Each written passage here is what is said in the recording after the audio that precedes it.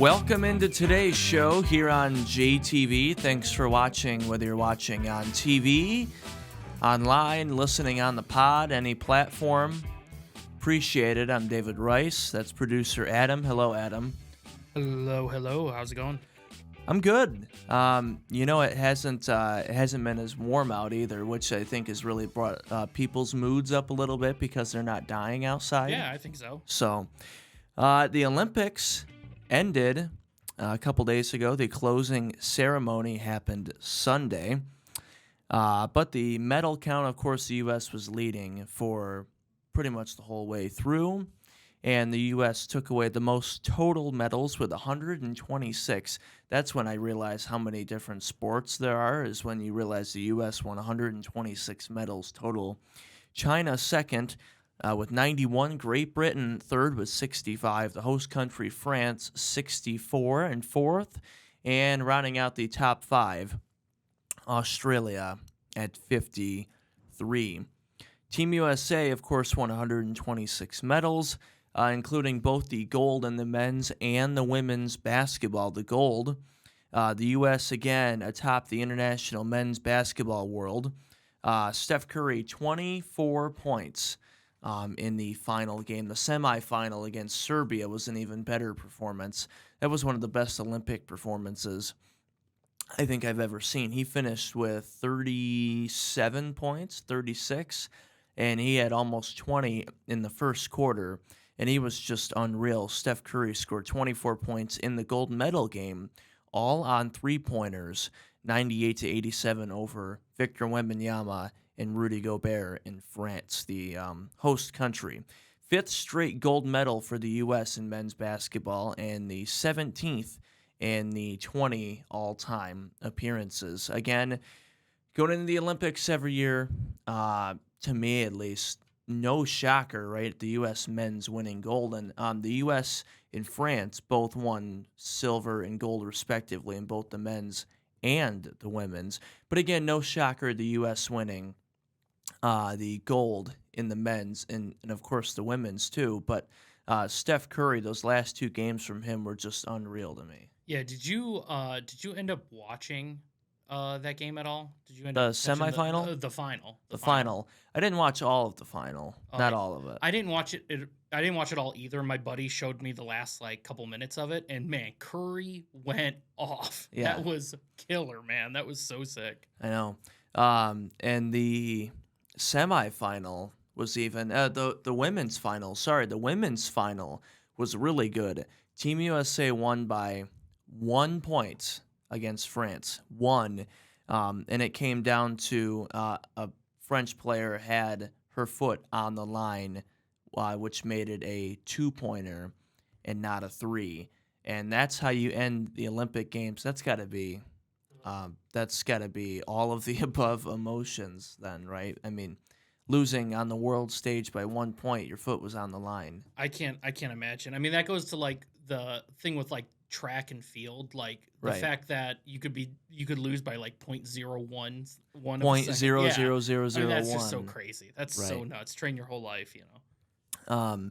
Kevin Durant now is the first four-time men's gold medalist in Olympic basketball history. Is it safe to say, do we call him the Olympic GOAT now? I don't think so.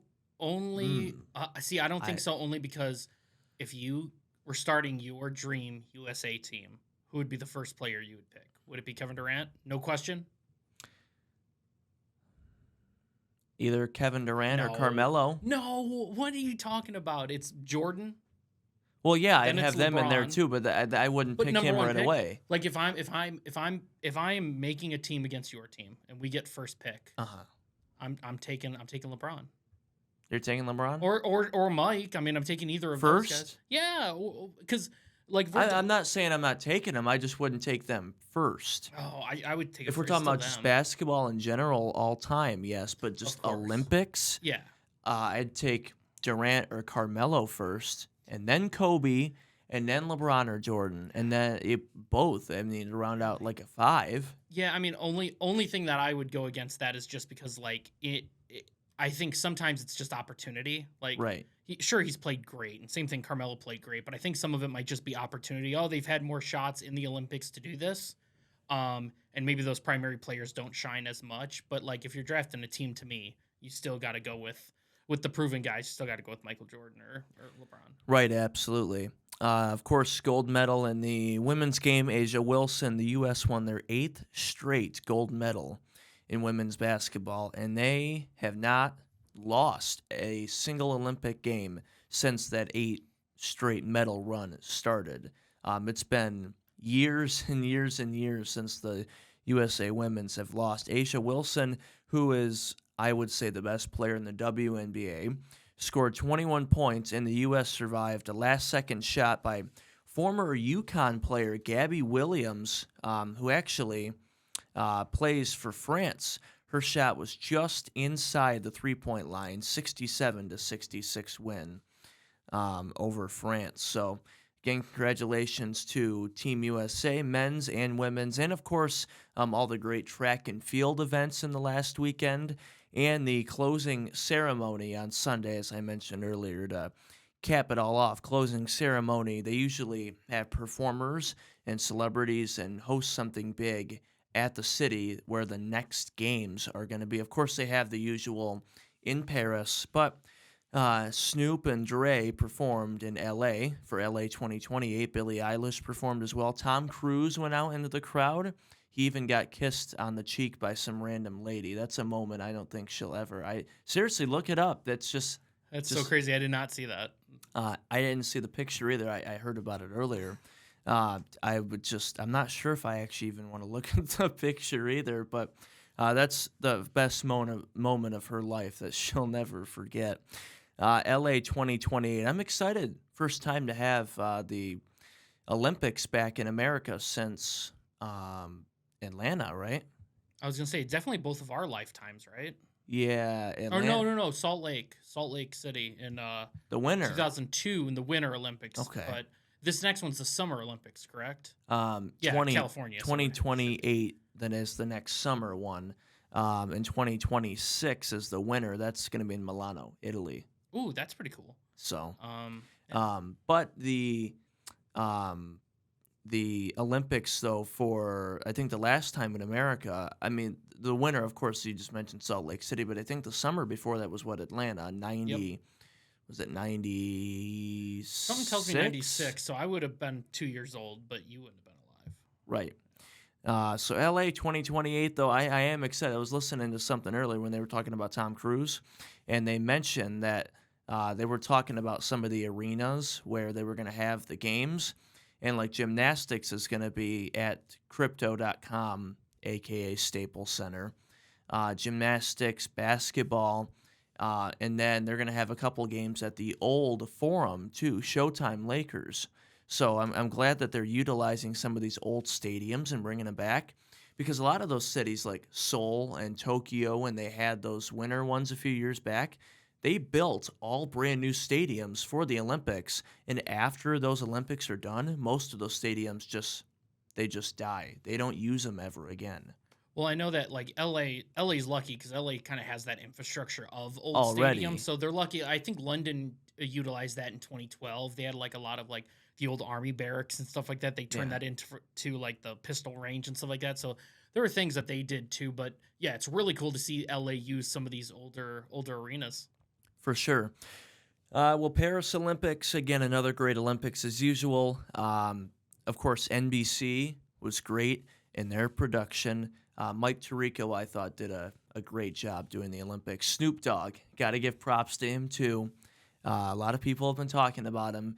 He definitely got his money's worth, $500,000 a day to do the Olympics for NBC. So shout out to Mike Tirico, Snoop Dogg, and everybody else behind the scenes. NBC, great production on the Olympics. Quickly switching gears here. Jackson College, a couple of things, as I mentioned last week, happening earlier today. They had their Priority Health Fitness Court ribbon cutting happened earlier this evening out at JC.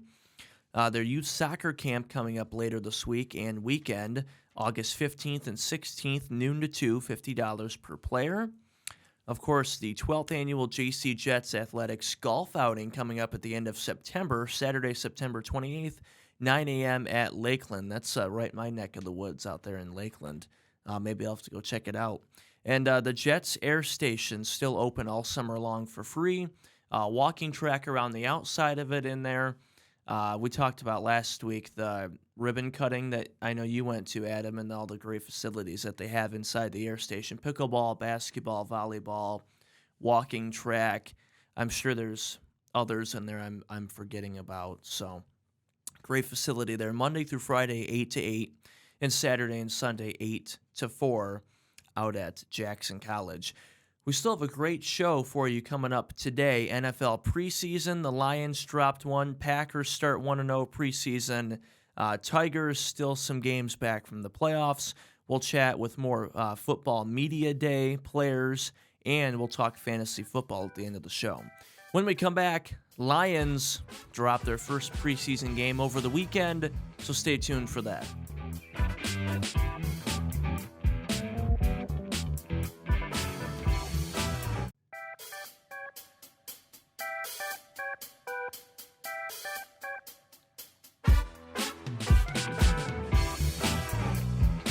Welcome back here on JTV. I'm David Rice. Our show today brought to you by the Insurance Circle Agency. 269-200-2095. You can visit them in Battle Creek or on Spring Arbor Road in Jackson as well. MyInsuranceCircle.com. Mentioned before we went to break, NFL preseason started. Now we finally have football, whether it's college or NFL, every single weekend from here on out until February. And in the next few weeks, high school starts. We'll have more on that later in the show. But between now and the end of beginning of February, football every weekend of some sort.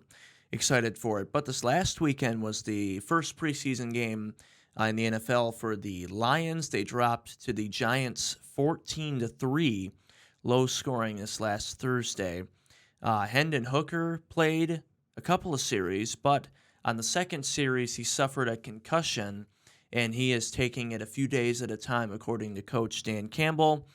They said, we'll see. It's still TBD on their next preseason game for Saturday at Kansas City, but they said they definitely won't have him by Friday, though, for practice. So, unfortunately for the Lions, they're stuck with Nate Sudfeld, who went 13-24 and an interception on Thursday.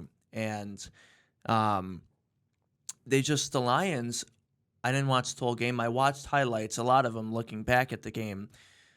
They just didn't move the ball, especially Nate Sudfeld. A lot of fans, especially like on social media, already writing him off. Now he's the backup. Probably the third string. I'd put Hendon Hooker as the second, but he's the third string anyways. Unless if they both get hurt. It's not like he's playing, but they went out there. Sudfeld couldn't move the ball, 13-24, 96 yards and a pick.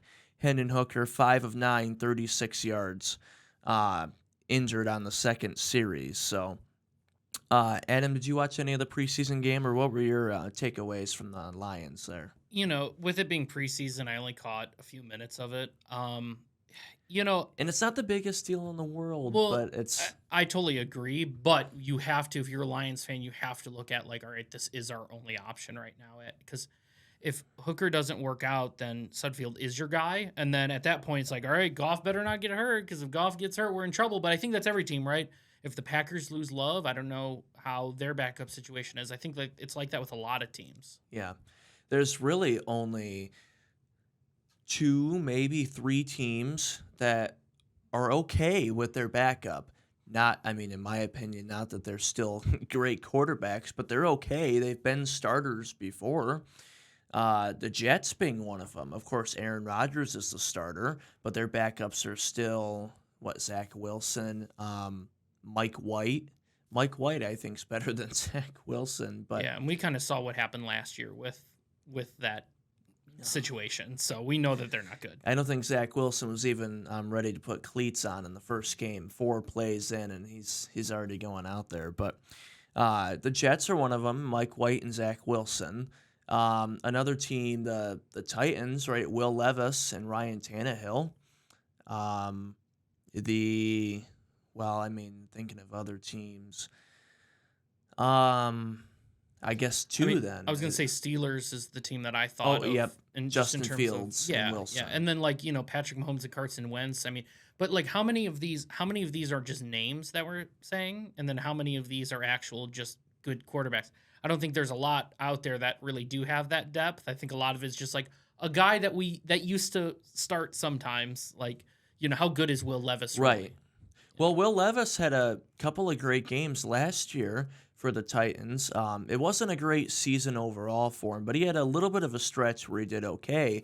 I think I picked him up as like my QB 2 or 3 on fantasy for a week. There you go. That's how desperate I was for points, by the way. More on fantasy football later in the show. But the Lions dropped 14-3. Tommy Cutlets, a.k.a. Tommy DeVito, 8 of 15, 92 yards. And the next preseason game is at Kansas City this Saturday, the 17th, for the Lions. Packers beat the Browns 23-10.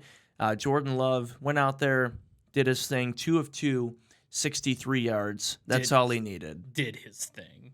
He did his thing. 2 for 2. He had 2 plays. That's all he needed to show. Okay. All right. They beat the Browns. Okay. 23-10. Sean Clifford is our backup, came in. That should be the story, is that your backup still went 10 of 19. 19 for 111 yards. Yeah, he had a good game. We play at Denver Sunday, the 18th. I will make an argument. Okay. I will make an argument. It's argument time. All right. Sean Clifford. I don't know how where this is going to go, but Sean Clifford 10 for 19, 111 yards, and then you have Nate Sudfeld 13 for 24, 96 yards and a pick. If you took the pick away, just the pick, those are very similar stats. You could argue that those are almost identical stats. So if you said that, Clifford had a good game and Sudfeld almost had a good game, then there's really nothing to worry about, right? Well, just looking back at the highlights and just because, again, I didn't watch the whole game, and I don't think anybody does in preseason. I don't think so. But just looking at highlights, though, between both games, there was a long stretch, and even a lot of other people just public comment about this. The Lions, for a while in that game, clearly it was 14-3. They didn't score a touchdown. They didn't move the ball well. Sudfeld didn't move it great. Hendon Hooker was 5 of 9, but he only had 36 yards out of 5 completions and then got hurt the second drive. So the Lions just didn't move the ball well. Again, clearly they had 3 points. And then Green Bay, the very first drive, they threw a 65-yard touchdown pass right from the start. They were on point. Now, again, Clifford didn't have a passing touchdown. Jordan Love had 1 out of just his, 2 passes. But I just thought the Lions struggled, though, to move the ball on offense. That's why I'm not comparing the two as the same. I gotcha. Yeah, I think if there's a time to have it, this would be the time to have this kind of game for the Lions in this season. So I'm okay with this. I'm okay with this just being all the backups. Like you said, plenty of times. This is preseason. We still got a long road ahead of us. Right. We still got quite a few weeks just till the end of preseason itself. So I think we're fine. Do people still feel the need to cut the preseason out eventually, just as a whole? Because I believe it was the Barstool Sports podcast. I don't remember the name. Pardon My Take, I think it was. Joe Burrow was on there.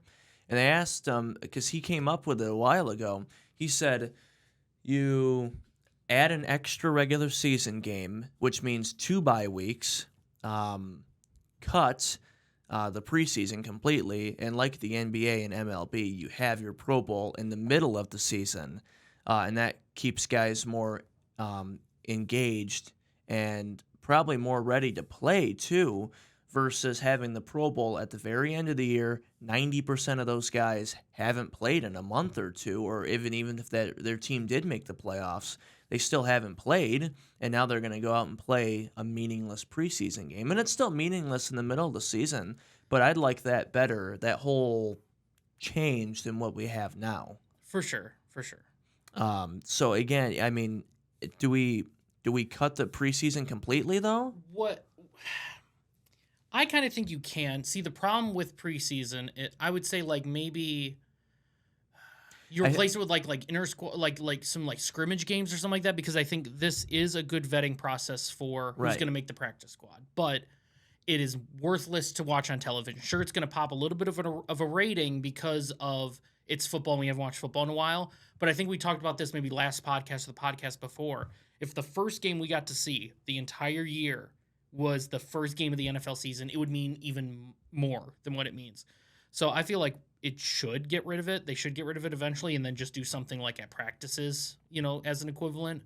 But we'll see. It might happen. Eventually, I bet you it will happen, but Right, and I think, see, to me, preseason it's important because, again, like you mentioned, guys who are deciding, is he going to go on the practice squad, or is he, like, where are they going to fall on the depth chart?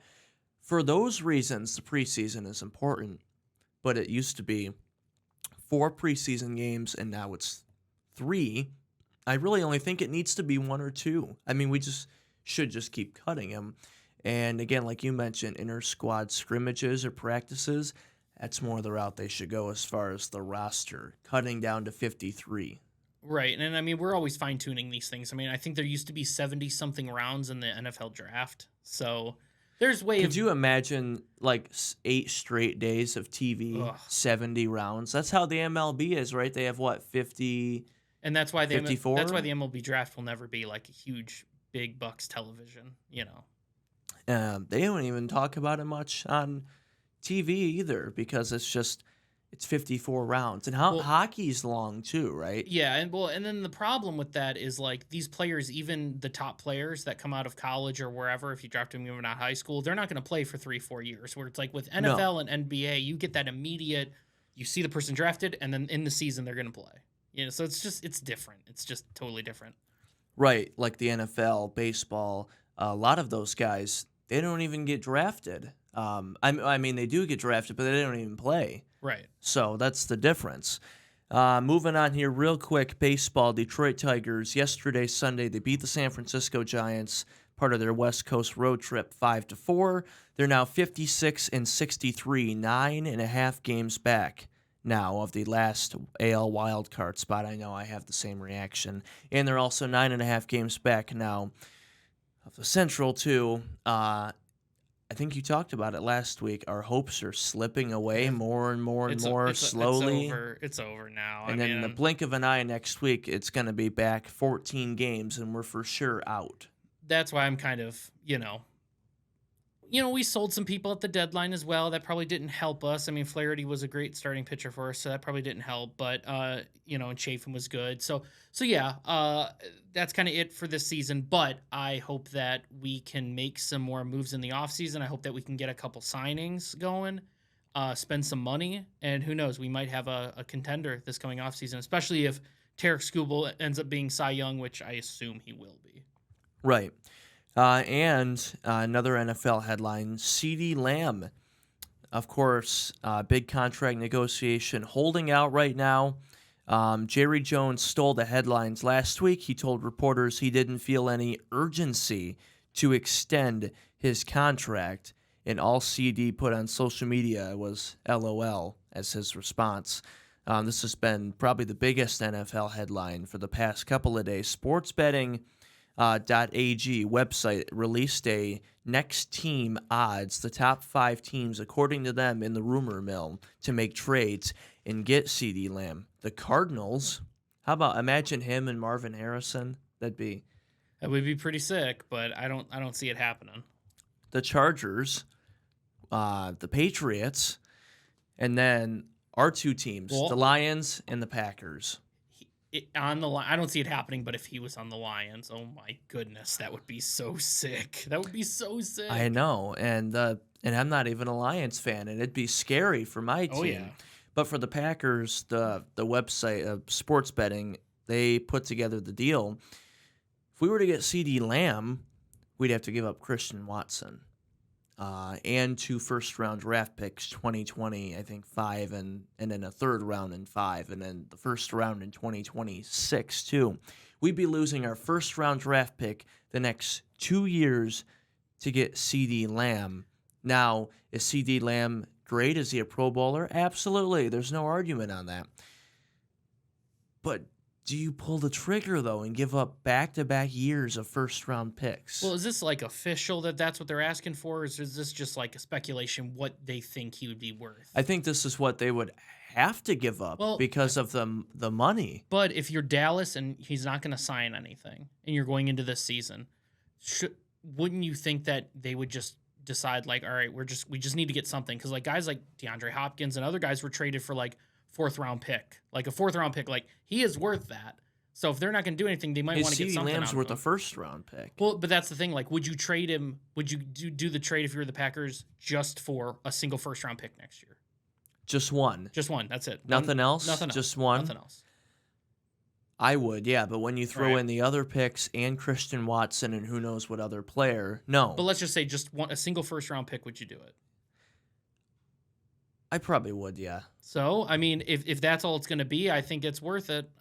Especially if then that turns into a long-term deal. To me, it would just be, it's a tough trade talk because it's like, I don't want to give up Watson, but then again, because he's a great player, he also can't complete a whole season, though, without getting injured. For sure, so. For sure. And that's why I don't think it would be receiver for receiver. I think it would be more just like picks and stuff like that. But well, CeeDee Lamb, will he be on a new team by the time the season starts, or will he get the bag? We're not sure. Tigers, no more hope with them. 9.5 games back. I'm officially done. That doesn't stop me from wearing my Tigers hats and being still a big Tigers fan, but it's sad. It doesn't stop the support either. It's just disappointing. I just feel like I've been dealing with this for a decade now, and the decade before that was so awesome, and then we go into this like just. And this decade is not so awesome. Oh, it's something. Yeah. Well, we briefly mentioned fantasy earlier. Coming up in the show, NFL.com put out an article, the 11 candidates most likely to bounce back this year in fantasy. Stay tuned.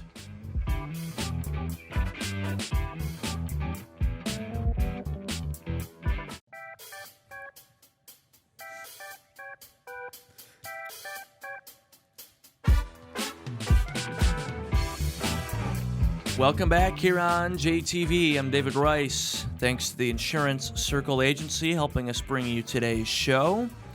Let's get right into it. We mentioned fantasy football earlier. By the way, right now our JTV Fantasy League, I'm excited for it. Our draft Saturday, August 31st. Who do we have our order made up yet? I don't think we have our order made up yet. Usually what we do is I run that game that has like the horses that go across the screen. Yeah. Everybody has a horse just to make it fun to figure out the place. But no, we haven't done that yet. But we'll do that probably like an hour before the draft starts, and then we'll go ahead and do it. But yeah, this will be a fun year. I promise this one is my year. It's the first year of the David Rice Show. It's gonna be the first year that I finally win the championship. Let's make it both my year and your year. Correct. Then. So, NFL.com put out a article earlier, 11 bounce back candidates to do better in fantasy football this year. Let's quickly go through the 11. A couple of these I'm surprised by, but Mahomes, one. He's Patrick Mahomes. Yeah, and he had he had a down year last year, so that kind of makes sense. Yeah. But I don't know what is making people think that they're just going to perform better this year, I guess, Kyler Murray, well, the Cardinals suck, so I guess a lot of them should be bounced back. Yeah, but I mean, like, if from a fantasy aspect, if he's going to throw a lot, he has a new target out there, so you hope that he has some production, but he's one of those players that people are like, is he going to do well or is he not? Like, it's kind of up in the air. Another one... I think you wanted to talk about more about this. Yeah, see, this one's interesting to me. Aaron Rodgers, my guy A-Rod. Now, I wouldn't even call him a bounce-back candidate to me because he played 4 snaps last year. Agreed. He didn't even play last year. Yeah. What's he bouncing back from? That's nothing. Kind of Running out of the tunnel from the stadium. That's kind of the turf monster. I think he's coming back against the turf monster this year. No, I think this is ridiculous. Just it's like those weird comeback player of the year things that they sometimes do. Like some of the nominations for that is weird. Same thing here. He'll win that award for sure. I guess I'll say that. He'll win comeback player of the year after what happened. But of course he's going to have a bounce back year. He only played 2 snaps. So, right. that's a given. anything after the first game will already be a bounce The back. first play, if he completes a pass, the first or second play, he will have a better season than last year. So there you go. Right. Yeah, what are these players being nominated for now with Comeback Player of the Year that you just mentioned? It's the weird, like, why is he nominated? He Yeah. just went to Bigby to get a coffee and come back, and he's nominated for That's what Comeback those- Player of the Year? That's why I have a problem with those awards, and especially those awards that then go into the betting market. I always think those are really weird because it's just like, oh, those are kind of awards that people just vote on. I don't know. It's odd. Right. Josh Jacobs, new Packers running back, bounce back candidate. I'm looking forward to seeing what he can do in the green and gold. So, hey, listen, nobody else has faith except for me. I don't think I don't know how he'll work in this scheme. It'll be interesting, but now I got to root against him, which isn't cool because he's a Packer. So that's a whole thing now. Well, and you still have to root against our former running back, too, Aaron Jones. He's next on the list. At least he's on a bad team. So at least he's in a team that's really bad. And I guess I understand. I don't think the Vikings will be awful. Oh, I think their defense is going to be pretty I mean, their bad. defense is terrible. Yeah. But will their offense pick up enough slack, though, and score enough points? Sam Darnold? J.J. McCarthy. We were talking on, like, maybe it wasn't the last podcast, but maybe it was the podcast before. But we were talking about how they don't even know if they wanted to start McCarthy over Darnold. Now, I get it. McCarthy And he looked good in started the preseason. preseason game, and he I did get good. it. I get it. So, you have those questions there. But I don't know. I think the Vikings will still be really bad. I think it's going to be Bears might be interesting. And then, right around 500. And then I think it will be Packers and Lions at the top of that division with the Lions destroying the Packers. I don't know about destroying, but that's another discussion. Destroying. But Jalen Waddle next for the Dolphins. Christian Watson from the Packers. I would partially agree with him being a bounce back candidate because, again, he didn't have a super great year last year as a wide receiver 1. But again, I also don't think so because he's always hurt. He cannot finish a full season healthy. So same thing with Aaron Rodgers. It's like he's hurt. I wouldn't call him a bounce back candidate. He didn't play. Cooper Kupp from the Rams, Kyle Pitts, Travis Kelce. Speaking of Mahomes earlier, Travis Kelce's on that list. Kyle Pitts. Let's go back to Kyle Pitts for a quick second. Okay. So Kyle Pitts, he's that guy that I don't know if he's ever going to pop off and be the person that we thought he was going to be. Right. So one of the highest touted tight ends to come out of college, and he might just kind of fizzle out. Yeah, but he's had historically a terrible quarterback, so there's that too. Well, a terrible quarterback and a bad team. Yeah, for sure. And the last one was kind of weird. They just threw him in here at the end. I mean, kind of an explanation for it, but Pat Freiermuth, he's an outcast on this list to me. I think potentially why he could be in there is Russell Wilson loves his tight ends, so they could be, his usage might be up, and those are the type of things that in fantasy football that could potentially win you a season is taking somebody where if you don't draft one of the top tier tight ends, taking somebody like a Pat Freiermuth who ends up becoming like the fourth best tight end in the league. That decision could make it to where you are the champion by the end of it. So I understand if you feel strongly about somebody like that, including him in the list, but right. Who knows how much he's really going to be, especially if you're in an 8-man league where you only have a certain amount, he's still going to be, towards the bottom of that list to pick. Right, for sure. Well, in fantasy, again, I didn't do well last year. Who won our fantasy league last year? Noah won last year, who was on the show. And then David Barker won the first year, our web designer and all around does it all guy here. Well, I think it might have to be the other David then, taking back first or second place. So I'm bounce back year because he just got the bag. He just got paid. My first quarterback choice, Jordan Love's on the board. I'm taking Jordan Love. I hope you take him with the first round. I hope you get first pick, and I hope you take him. Well, I wouldn't take him very first pick in the draft. That'd just be stupid. Well, then I'll take him. So if you want him, you gotta take Jordan Love? Hey, if you want him, you gotta take him early. If you get the very first pick, who are you taking? First pick overall. Very first. It'd be dumb not to pick McCaffrey. After McCaffrey, maybe I would go Jefferson, even with my think about the Vikings. But I'm super high also on Amon-Ra. I would take Amon-Ra towards the top. Amon-Ra at number 1? Yeah. If I didn't know, for sure it's McCaffrey. But if I was like number 2 or something like that, I would not. I wouldn't take him at number 2 either. What? Oh, I think I would. I would take He'd be Gibbs first or him. round, no doubt. I would take no Gibbs, doubt. but sometimes you have to go and get the guy you want, and sometimes you have to pick the guy based on position. But I feel like sometimes in those top, like if you feel like he's going to be the number 1 or number 2 receiver at the end of the season, take him. Right, for No matter where sure. you're at. I would take McCaffrey first. For sure. After that, Kelsey maybe, even though he didn't have as great of a Kelsey year had a down last year. I wouldn't even take him. Maybe top 3 tight ends. I might. Jefferson I would take if not McCaffrey, even though we just talked about how the Vikings are going to suck this year because of their defense. It's still Justin Jefferson. So who's the first quarterback that you would take, though? Mahomes is always that pick, but he's a bounce back candidate. Yeah, I love watching. Some of the things with fantasy is having a fun team and having Lamar be your quarterback. There can't be a more fun quarterback to have than that. Maybe your Josh Allen's is up there too, but for sure I would say Lamar. I don't think Goff is a bad choice. And also one thing that I would do looking into fantasy is try to get a quarterback tight end combo or quarterback receiver combo. So some of it might depend on what receivers you draft. Kind of double dip there and get double points sometimes. Right, for sure. Fantasy football, looking forward to it. When we come back, we continue our high school football media day coverage with the Grass Lake Warriors wide receiver senior Bryant Cook. More with the Warriors coming up next.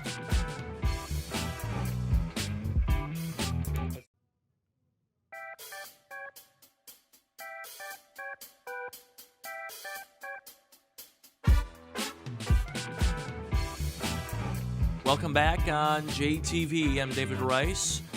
Our show today, of course, brought to you by the Insurance Circle Agency. Thanks for watching on TV, online, listening on the pod, or wherever you get your podcasts at.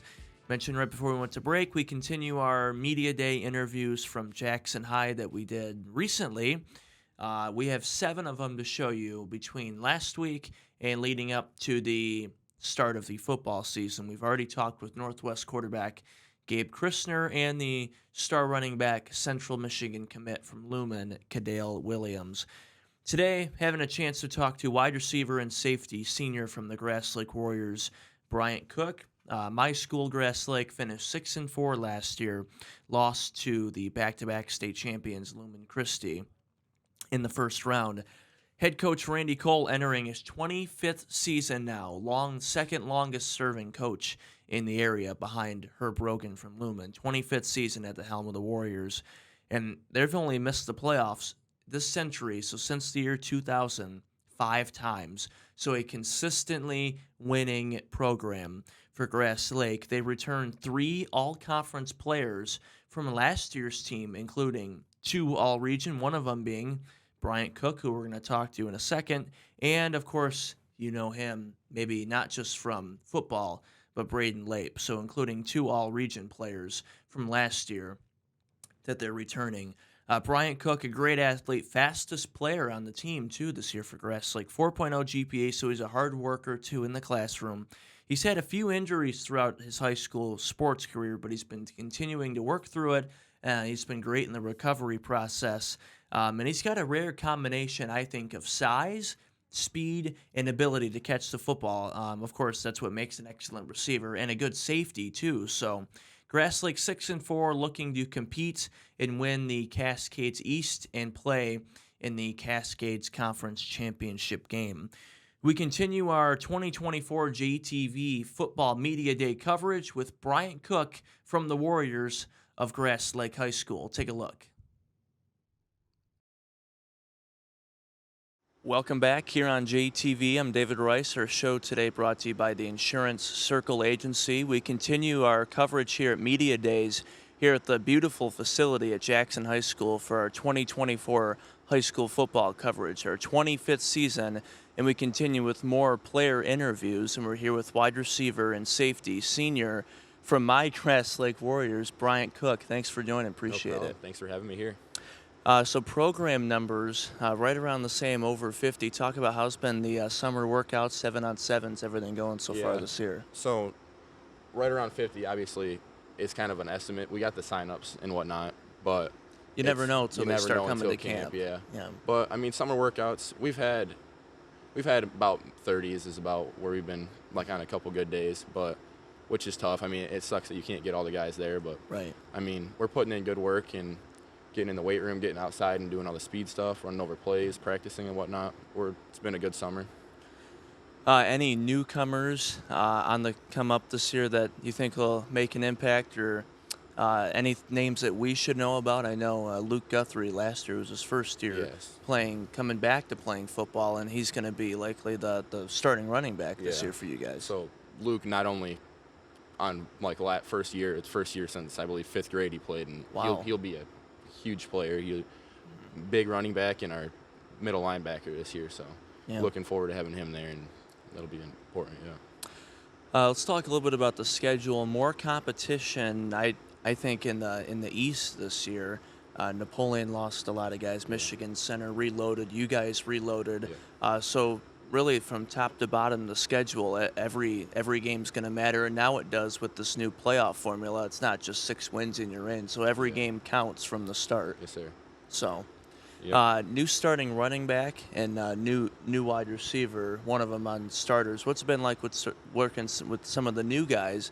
Because you guys lost a couple of big names from last year's Yeah. graduating class, Yeah, Jack definitely. Reed and Liam. hmm So what's it been like working with them? It's been good. We've got great guys coming up. I mean, Liam and Jack, obviously it'll be hard to fill those shoes, but Yeah. we've got the guys. The only thing is experience. I just say Right. just start rolling, and every rep of anything really I think will be getting better and better. Your coach, Randy Cole, going into his 24th season here for Grass Lake. What does he mean to you? Talk about him, and what does he mean for the team? He's just overall, as a guy in general, he's a great dude, and I just love having him at every practice. Our whole coaching staff really, but they're all great dudes, and just having them to be there every day to coach us and get us better is just amazing. What's your bond like, or what's the team's bond like between each other as teammates, maybe on and off the field, Yeah. too? I imagine, because I went to Grass Lake, too. It's a small school. Everybody knows everybody Yeah, there, so the bond's a absolutely. little bit tighter. Yeah, definitely. Very small. I mean, really everyone in the school Yep. throughout all grades, and it's just like a brotherhood, really. It's like growing up with all these guys the whole time and seeing them in every class and in the halls, and it's great. You guys were back in the playoffs last year, 6-4.